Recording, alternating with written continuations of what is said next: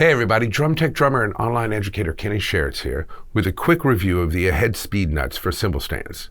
Now, while I know there are a plethora of ways to mount your cymbals to your stands, wing nuts still seem to be the industry standard. While wing nuts and pads do keep cymbals securely on the stand, they can be time consuming at load in and load out. Same with the plastic sleeve nuts, which are great, but take forever to put on and take off. For this reason, I'm really digging these Ahead speed nuts, as due to the knurled edge and aluminum construction, they whiz on or off any 8mm threaded cymbal tilter quickly and easily. Almost like a super wing nut, if you will. There's also a little lip at the bottom of the nut that helps keep the nut from just flying off the stand when you spin them off, which makes for a faster loadout.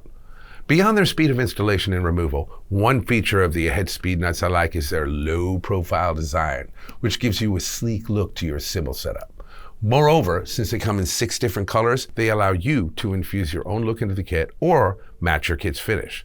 So if you're looking for a secure yet quick way to mount your cymbals to your cymbal stands, the Ahead speed nut may just be for you.